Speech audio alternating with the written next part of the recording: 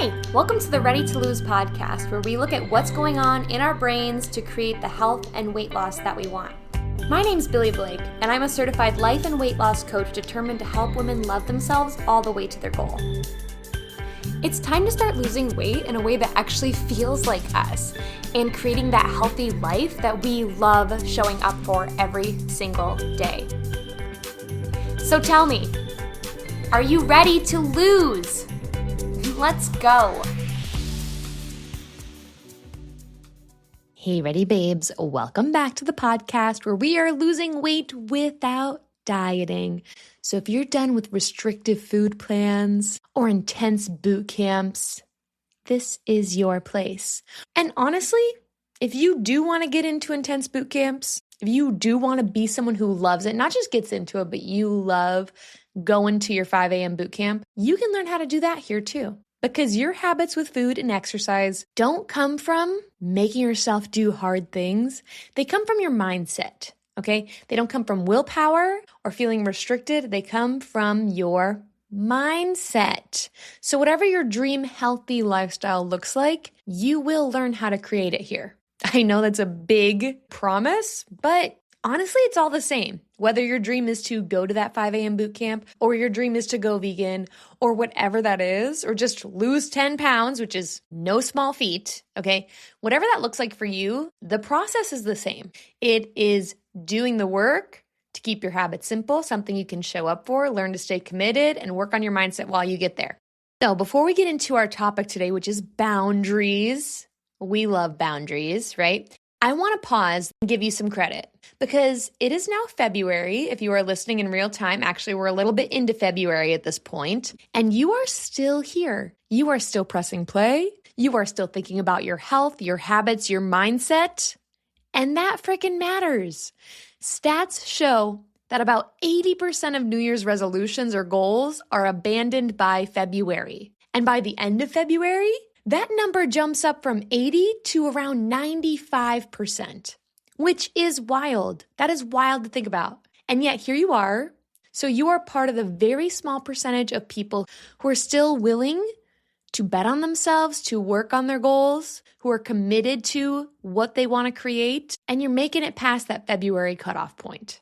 And if you did fall off a little, and no judgment here, okay? That literally happened to me last year after it's almost a year at this point. Probably when this episode comes out, it will be a year since I fell and thought I broke my back. And that did throw me off, I will admit. But if that is you, I just need you to hear this. You have so much time left this year. If you have fallen off and you're listening to this, you're like, oh, I did stop working towards my goal.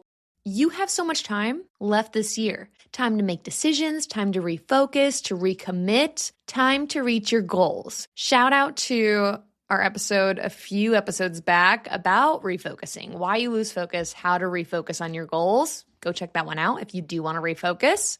Goals don't expire by the end of January or February or even December 31st. The people who lose weight and keep it off are willing to keep showing up no matter how long it takes. They bet on themselves again and again until that last time when it finally sticks. Every single person fails until that last time. And even then, we all are just people. Okay, you're not a robot. I decided to lose weight and I lost a pound every week until I reached my goal. Nobody's doing that. You are a human with a human brain, with a human life, with emotions that come up, with a change and shift in priorities as the seasons go by. I was actually talking to someone this morning about how I've been really recommitted to my own weight loss. I talked to you guys about that last year. And over the summer is when I really started working on that again for myself. And a lot of my progress has come in the last couple months. It's ironic that a lot of my progress happened again starting during the holidays. I don't know why. My brain loves losing weight during the holidays. Whatever. I love it too. I've been losing weight again. I don't always talk about it, but I had fallen back into some of my old habits, not even fallen back. I just started up some of my old habits again with emotional eating. And it wasn't anything crazy or giant, but it did have me gain a few pounds and then not lose it. I want to talk about this in a future episode, I think, but part of this conversation I was having this morning was how even my brain, okay, which I do this every week. I'm working on y'all's mindset. I'm doing it in my own life in different areas. I'm doing it with my clients. And yet I still fell into some of the old weight loss I don't want to say it, like obstacles. One of which being, like I said, I'm going to do a bigger episode on this, but what you are consuming is influencing you, right? That's why people online, that's their job. They're called influencers. They are influencing us. And every time you see a piece of media, it is influencing you in some way. I was getting these reels promoted to me, or like short video content about how I was stressed and that was making my body hang on to weight. Or maybe it was my cortisol, or maybe it was my insulin levels, or maybe it was mold. That was another one that came up. I was like, oh my gosh, maybe my house has mold. That's why I can't lose weight. And y'all, I was wrong about all of it. I fell into these thoughts of like, this must be why. There's this extra thing outside of me that I have to figure out so I can lose weight. Wrong. Okay, I'm still a stressed girly. I'm just a human girl. I'm just a girl. And I didn't need to cut that out to lose weight. I didn't need to become someone who all of a sudden wasn't stressed at all. I didn't need to get people in here to remove mold from my house, which I don't even know if there is mold. Okay, that's the other piece. I didn't even know if there was mold in my house. I just thought maybe that's why I can't lose weight. Like, what? I didn't need to take all the faux Ozempic supplements that are being advertised out there. Because part of me is like, maybe that's it. No, y'all, it was my hunger cues. It was my emotional eating. It was me sticking to my plan each day. And why wasn't I doing that? At night, I was looking for comfort. Okay, let's deal with that. All the stuff that I talk about here, even my brain fell into it. That's why I want to share that. Is like, even I fell into it again. So you really have to be on top of what you're consuming. Is that helping you get closer to your goals or farther away? Is it making you feel empowered with your weight loss or stuck? And y'all are here each week listening to this podcast, which I imagine, and my hope and goal is that it helps you feel inspired, not stuck.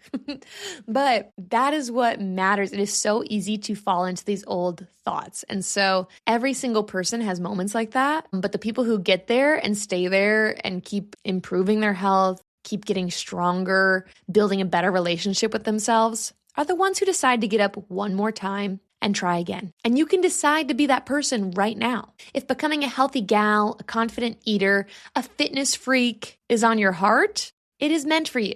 So let's commit, let's recommit, and let ourselves be the person we actually want to be. Which brings me to today's topic. Part of that identity shift, part of becoming that version of you, that future version of you, is creating boundaries for what you will and will not tolerate moving forward. So today we are talking about weight loss boundaries. And I'm going to tell you right now, these are probably not the boundaries you're used to thinking about. Because for me in the past, boundaries looked like this. January 1st would roll around and I would decide I'm really losing weight this time. Okay, this year for sure, I'm really doing it.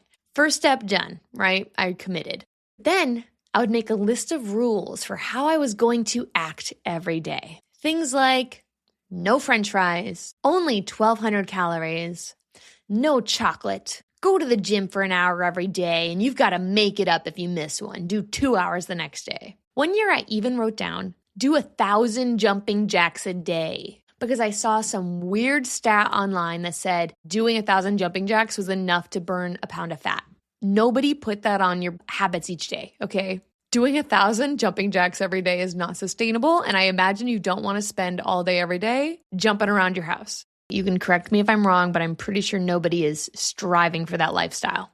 I always broke these rules. I was the person who fell off by February. I was one of those people. And the worst part wasn't even the food or not meeting my goals or just, seeing myself not follow through. It was this frustration and defeat and hopelessness that came with it. I would tell myself, must not be able to lose weight. I can't stick to anything. This is just how I am, which in my brain was not very good. And obviously now we know that wasn't true, and it doesn't have to be true for you either. But the problem was I was focused on the wrong kind of boundaries. I thought I was setting boundaries for myself. If I could just get clearer about what was allowed or not allowed, what I could or couldn't do, the right or wrong foods, I would finally be able to lose weight. But rules, which is what I would come up with, all these rules for myself. They are about forcing yourself to behave.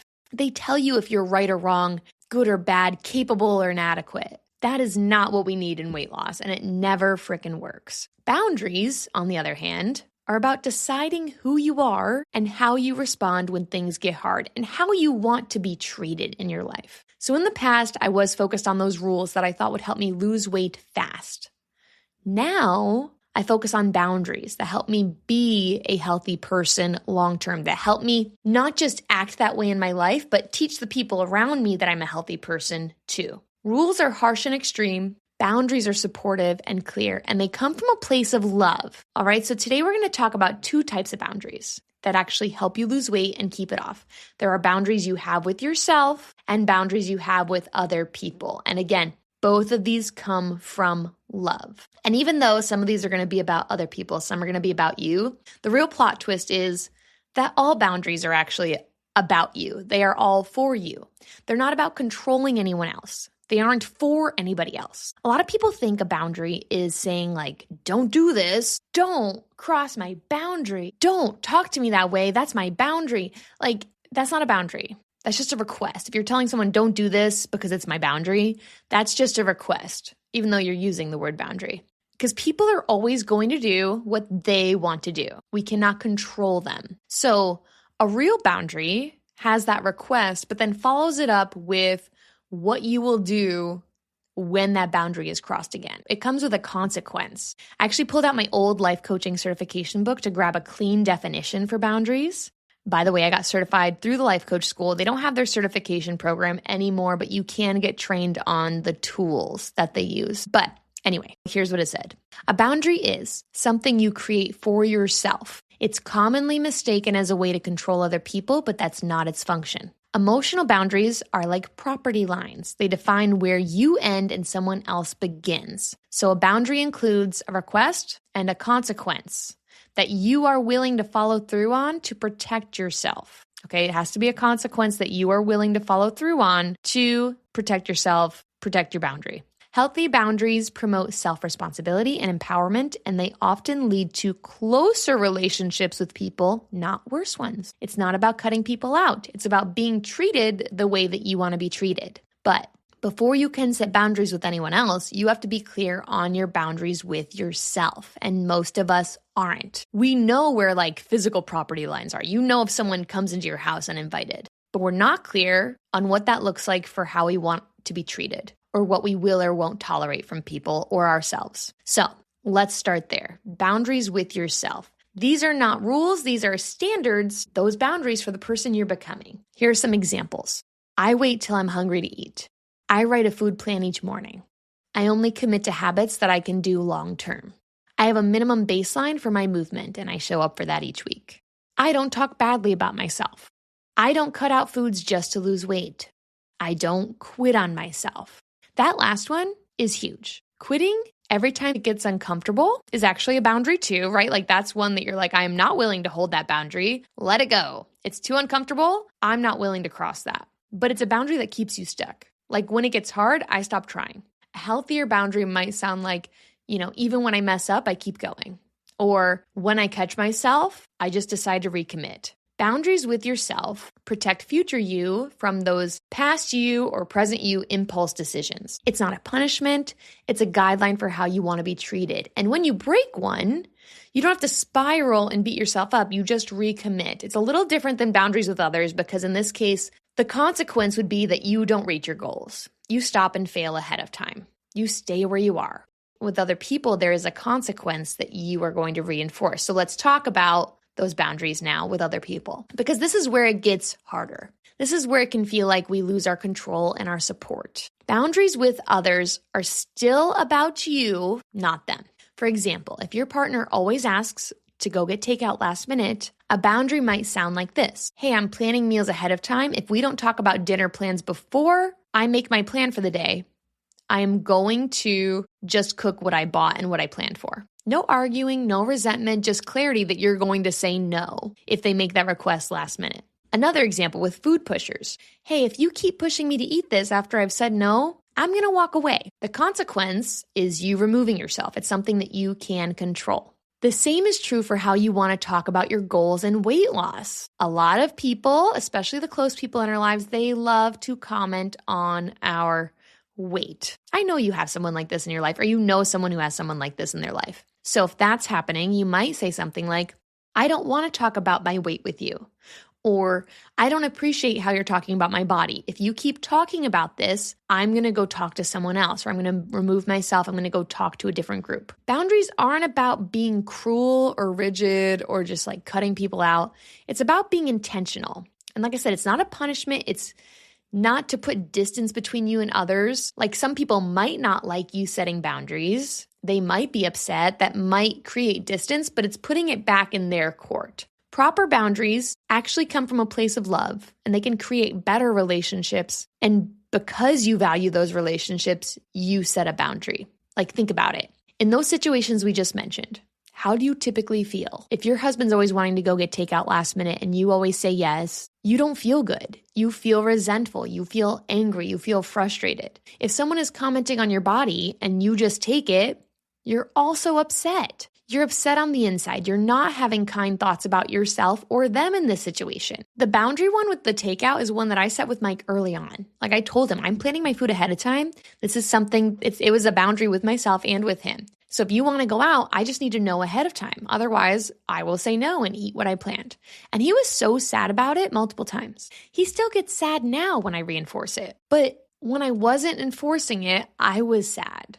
I was frustrated. And I was feeling hopeless, and I blamed him for not being able to eat healthier and lose weight. And that sucked, right? Like that definitely did not make me feel closer to him when I was blaming him for being the reason I couldn't lose weight. So when I got clear on my boundaries, how I wanted to be treated and how I wanted to treat myself, a lot of my relationships did improve. Boundaries do come from love. If they don't, you got to do the work on that first so you can set that boundary with love. You can finally start living in your truth in a way, right? Like how I want to be treated, how I feel, and that is important. They help you build trust with yourself. It really is you telling yourself like, hey, I care about what we want and how we feel. And weight loss gets easier when you stop trying to control yourself and others with rules. And instead you start trusting yourself and reinforcing those boundaries. Boundaries are how we build that trust. If you want help creating boundaries that you can stick to instead of just rules that you always end up breaking or that other people always end up breaking, that's what we do inside one-to-one coaching. You can book a free session with the link in the show notes and learn how to set boundaries that help you get closer to your goal. Your big work this week is to think about, how do I want to be treated? Is that happening in my life? Would boundaries with myself or others help me? Help me treat myself the way I want to be treated. All right, think about it. And until next week, remember, you don't need more rules. You need clearer standards on how to treat yourself. That is how you lose weight and keep it off. You've totally got this, and I will talk to you soon. Bye. Thank you for taking time today to listen in. If this helped you at all, be sure to share it with a friend so she can stop feeling stuck and start creating the health and self-love she deserves. Or post it to social media and tag me so I can personally thank you for helping me get the message out. I am so excited to be on this journey with you. Keep showing up for you. You'll get there. Talk to you soon.